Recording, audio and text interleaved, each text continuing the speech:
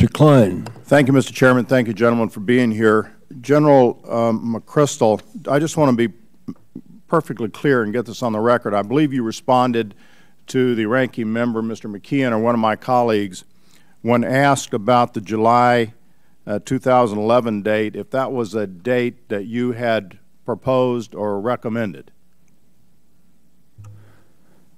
I did not recommend that date, but I did identify to my leadership that I felt that in about 18 months, about the summer of 2011, that we thought we could make significant progress against this insurgency. I understand. Excuse me, but you didn't recommend that such a date be put out there and announced. I just want to be clear about that. No, Congressman, I did not. Okay, and thank you. And I noticed that in discussing this date that you felt that there were those who opposed us, the enemy presumably, would seize upon this for information warfare and, quote, we can deal with it.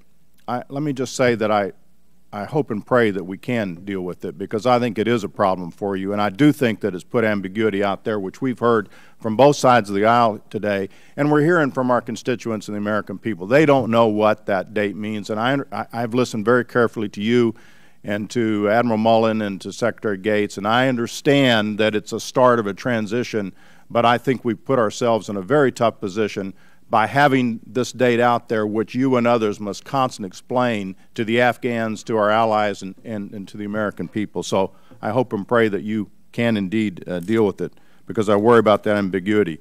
Moving to another subject, which is I find interesting and somewhat amazing, and that has to do with what our hoped-for outcome is. You said, General McChrystal, quote, I'm confident we have the right strategy and the right resources, close quote, and I was delighted to hear that. And I do have great confidence in you and have had since, I guess we probably met the first time in some remote corner in Baghdad or somewhere where you were doing a fantastic job.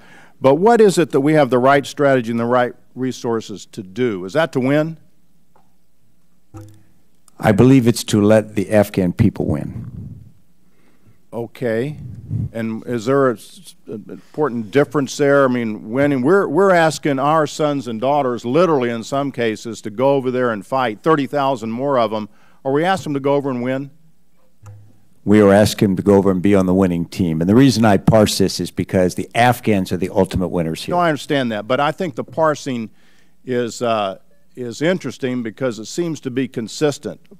That whether it's Admiral Mullen, who I asked whenever we had the last hearing here a few days ago if we were seeking victory, and he said, no, it's success. Well, I don't understand why we're parsing these words success and victory and win, but it seems to be consistently coming from that table. Now, Secretary Gates reportedly said this weekend, quote, we are in this thing to win, unquote, when talking to our men and women in Afghanistan. And I certainly think that's right, and I certainly hope that's the message that we are portraying to the men and women that we're sending over there, that they're going over there to win.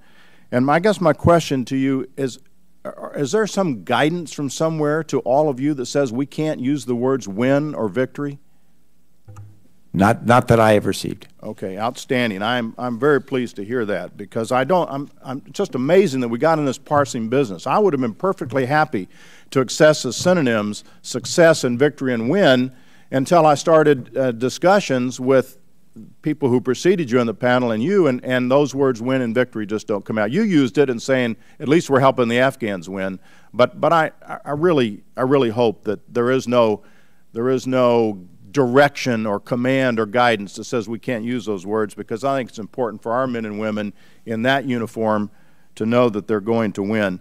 And then finally, because my time is running out very, very rapidly, I want to pick up on the points that Mr. Andrews and some others made, and that's about Pakistan and the importance of Pakistan and the importance of our winning, succeeding, having victory in Afghanistan, of not letting the Taliban take control in Afghanistan, the importance of that to Pakistan. It is your judgment that should we fail in Afghanistan, should the Taliban reemerge, that Pakistan and its nuclear weapons and its democracy would be in grave danger?